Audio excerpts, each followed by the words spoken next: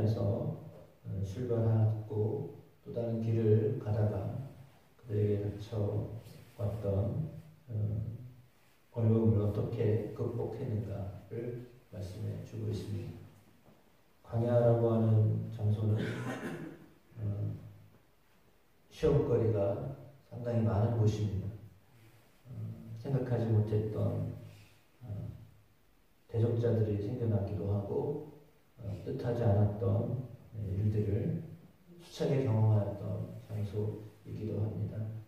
하나님이 늘 동행하시지만 동행하는 이스라엘 백성들의 마음은 언제나 동행하시는 하나님으로 인하여서 감사하며 지냈던 것은 아닌 것 같습니다.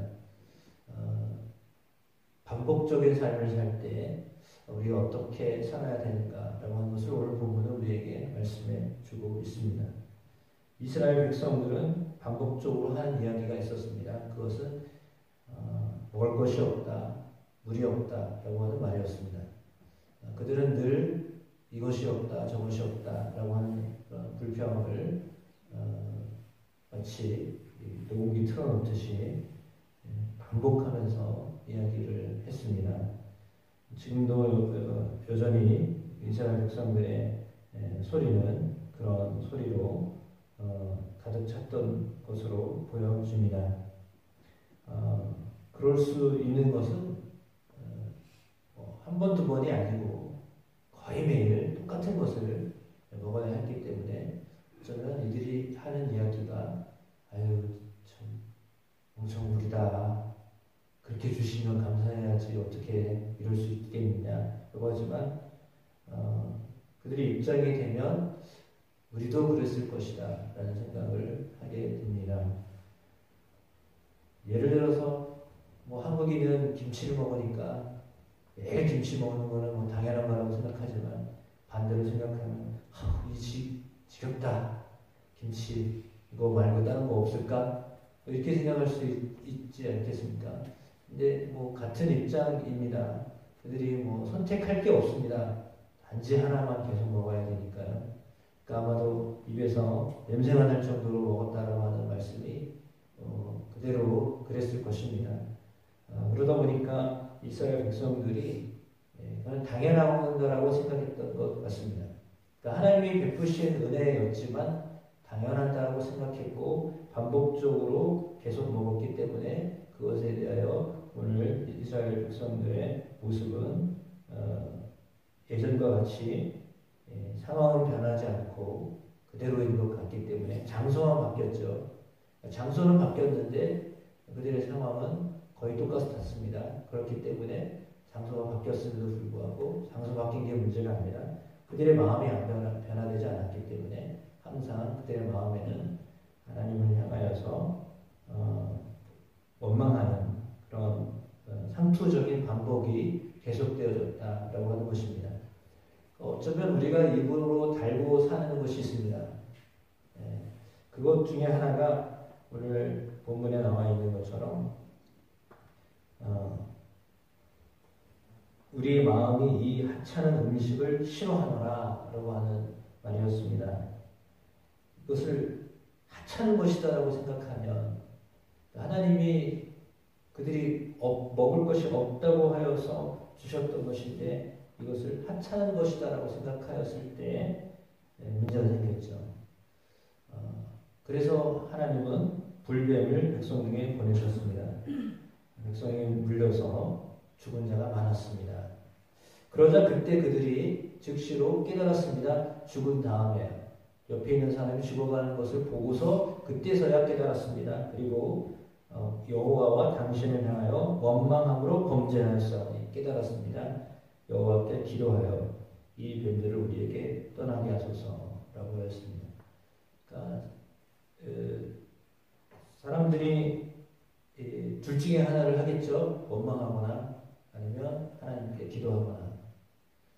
물론 두 가지를 다 할 수 있습니다. 한편에서는 힘드니까 원망하고 한편에서는 깨닫고 기도하고 그것이 사람의 모습인데 오늘 이스라엘 백성들은 그렇게 하나님의 은혜는 잊어버리고 그냥 하찮다, 귀찮다, 심지어는 지겹다 뭐 이렇게까지 이야기를 했을 때 그것이 오늘 본문에 나와 있는 것처럼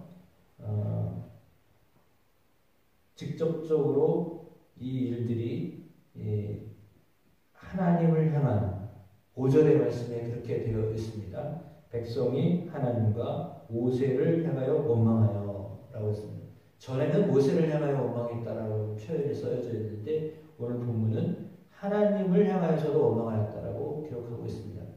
그러니까 이제 이것이 하나님으로부터 온 것인 것을 알았습니다. 그럼에도 불구하고 그 하나님을 향하여서도 원망을 하였다라고 이야기하고 있습니다. 그러니까 그들의 원망의 대상이 하나님께로까지 간 거죠.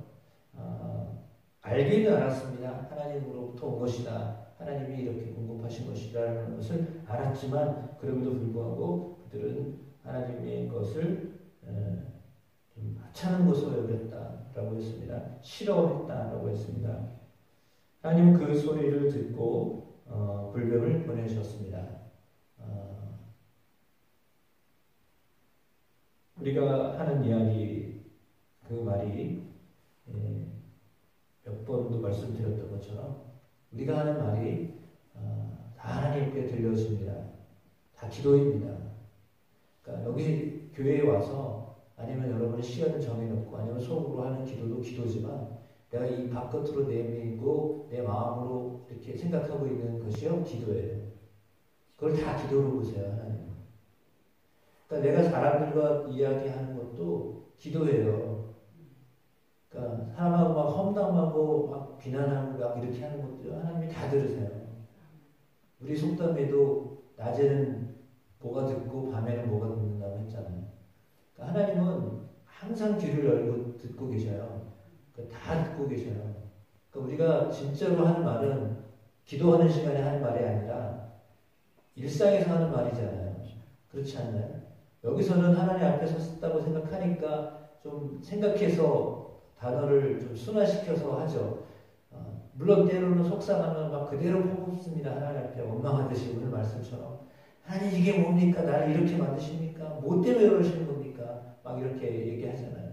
그럴 때도 있잖아요. 탄식하면서 이렇게 하나님을 향하여서 이렇게 그런 감정 섞여서 하나님의 고백도 하기도 하죠. 물론 그렇게 솔직하게 하는 소리를 하나님 기뻐하시는 겁니다. 근데 삶을 통해서도 우리가 이야기를 하거나 또 다른 사람들에게 말을 할 때 그 말도 하나님 다 들으시거든요. 그러니까 일상에서 이스라엘 백성들이 달고 살았던 말은 원망하는 말이었어요. 이게 뭐냐 라고 하는 말이었겠죠. 이것도 없구나, 이것도 저것도 없구나, 나는 기본도 안 되는구나, 이거는 보장해 주셔야 되지 않나, 그런 이야기들입니다. 그런데 하나님이 그 소리를 듣고 계셨고, 그리고 그 소리가 들려졌을 때 모세는 그런 소리를 가지고 하나님 앞에 기도했다라고 하는 거죠. 그래서 믿음의 사람과 그 불신의 사람의 차이는 똑같은 상황입니다. 모세도 똑같은 입장입니다. 모세라고 특별 특식을 먹었던 것이 아닙니다. 그런데 모세는 그 소리를 들었을 때 괴로웠겠죠. 마음이 너무 괴로웠을 것 같습니다. 똑같은 입장이었겠죠. 느낌은 똑같을 것입니다. 감정은 아마도 더 했을지도 모르겠습니다. 왜 책임감까지 주어졌기 때문에. 근데 그는 하나님 앞에 기도합니다. 그 자세인 것 같습니다. 그 태도인 것 같습니다. 그러니까 어떤 소리를 듣기도 합니다. 우리가 사람들 속에서 살기 때문에 믿지 않는 남편 아니면 잘 모르는 사람들이 이야기하는 이야기를 듣고 우리의 마음이 상하기도 하죠. 속상하기도 합니다. 몰라서 저러지.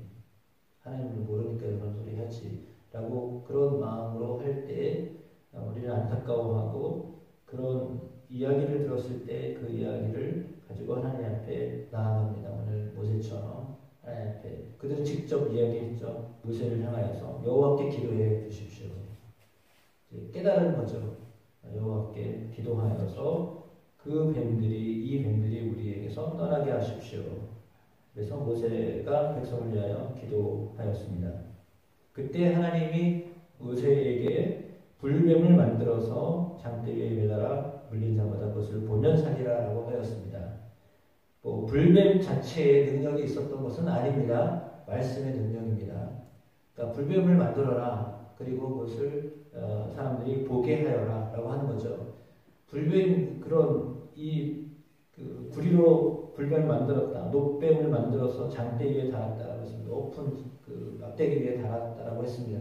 뱀이 무슨 능력이 있겠습니까? 그것도 만든 건데. 만든 뱀이 무슨 능력이 있겠습니까? 그런데 그걸 믿었다라고 하는 거죠. 그 믿음이 구원을 한 것입니다. 그러니까 우리의 믿음이 하나님 앞에서 구원을 얻게 하시는 것입니다.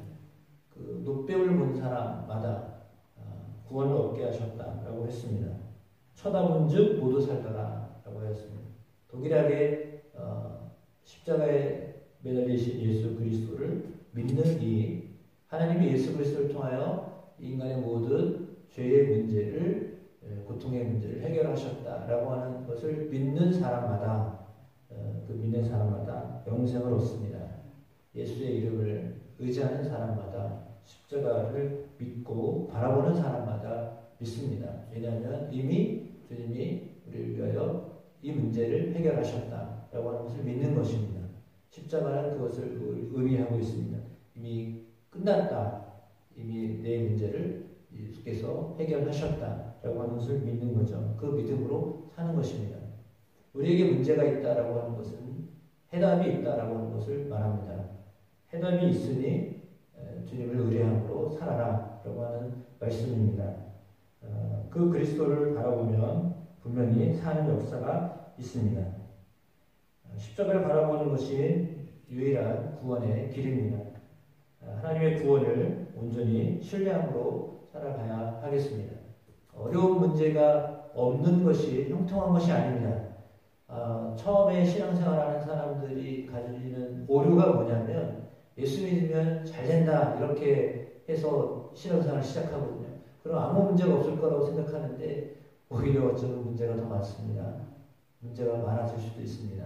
문제가 없다라고 하는 것은 잘못된 가르침인 것 같습니다. 고난이 없다라고 말하는 것은 잘못된 가르침입니다. 왜냐하면 고난이 더 생기기도 합니다. 왜냐하면 말씀드린 것처럼 사람들이 더 좋아하지도 않고요. 예수님을 좋아하지도 않고요. 주일날 말씀처럼 사람들은 오히려 미워합니다. 오히려 고난이 더 생길 수도 있습니다. 믿기 때문에 고난이 더 올 수 있습니다. 시련이 있습니다. 시험이 있는 거죠. 광야에 시험이 계속 있었던 것처럼 뜻하지 않고 원하지 않는 일들이 우리에게 끊임없이 찾아올 수 있습니다. 그런데 그 시험 가운데, 고난 가운데 이겨내게 하시는 것이 믿음을 더 견고하게 하시는 하나님의 그 단련하시는 방법입니다. 그것을 알아야 되는데 그걸 모르면 믿다가 처음부터 낙심합니다. 아, 이거 안 되는구나. 진짜 잘못됐구나. 내가 잘못 선택했나. 이게 아닌가. 이렇게 하기가 쉽습니다.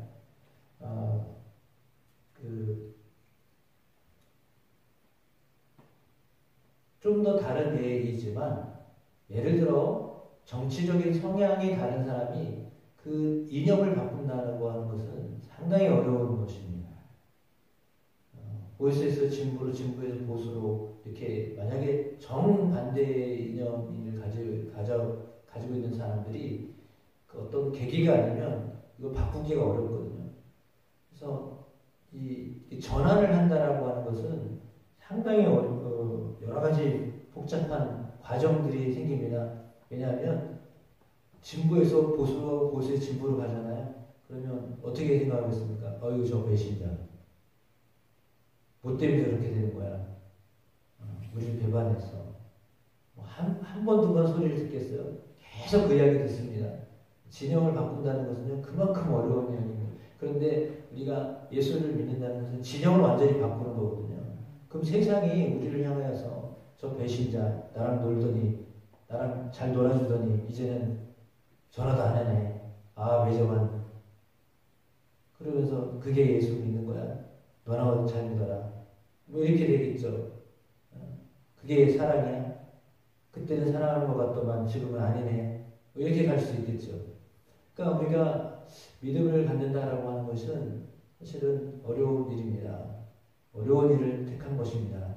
근데 오늘 본문 서두의 말씀을 제가 이제 안 했는데 1절에서 3절의 말씀에 보면 아랏 왕이 아다림 길에서 이스라엘을 쳤습니다. 그리고 몇 사람을 사로잡았습니다. 그래서 이스라엘이 하나님께 서원하였다라고 했습니다. 주께서 만일 이 백성을 내 손에 넘기시면 내가 그들의 성읍을 다 멸하리이다라고 했습니다. 그들의 성읍을 다 멸하리이다라고 했습니다. 그 뭐죠? 진멸하겠다는 거예요. 완전히 쑥대밭을 만들겠습니다. 다 죽이겠습니다. 진멸하다는 말은 헤렘이라고 하는 히브리어인데요. 완전히 다 밟아버리겠다는 거예요. 그러면 이게 어쩌면 그렇게 하지? 그게 하나님이야? 이렇게 얘기 나올 수 있는 그런 모습이죠. 헤렘입니다. 다 멸하리라. 저들의 성읍을 다 싹 이렇게 없애겠습니다. 라고 하는 거거든요. 그런데 이스라엘의 그 소리를 여호와께서 들으셨습니다. 그리고 가나안 사람을 그들의 손에 넘기셨습니다. 그들과 그들의 성읍을 다 멸하리라 말씀하셨습니다. 그래서 그곳 이름을 호르마라고 하였습니다. 호르마라고 하는 말은 헤렘에서 나온 말인데 진멸하다는 말입니다. 싹쓸이 한다는 거예요. 그들을 완전히 다 멸망시킨다라는 말이에요. 그건 뭐냐면 그들의 영향권 안에 있지 않겠다라고 하는 말이거든요. 그러니까 가나안이 있어서 그 가나안이 먼저 걸어오잖아요. 전쟁을. 원해서 전쟁을 한 적이 거의 없어요. 전쟁을 걸어왔는데 이걸 어떻게 해결해야 됩니까? 라고 했을 때요. 그들을 다 진멸해라. 서원을 하면서 그랬잖아요. 다 끊어버리겠다는 겁니다.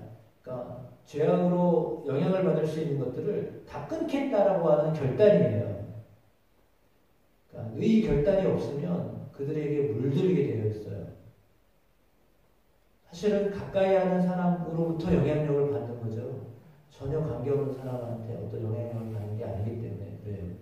그러니까 가난한 사람들이 쳐들어왔을 때 그들의 것들을 보지도 않겠고 그들이 행했던 어떤 문화나 이런 것들을 보지도 않겠고 듣지도 않겠고 그들과 함께 어울리지도 않겠다라고 하는 것이 이스라엘 백성들에게 있어서 그 경험하게 하셨던 그 전쟁이었거든요.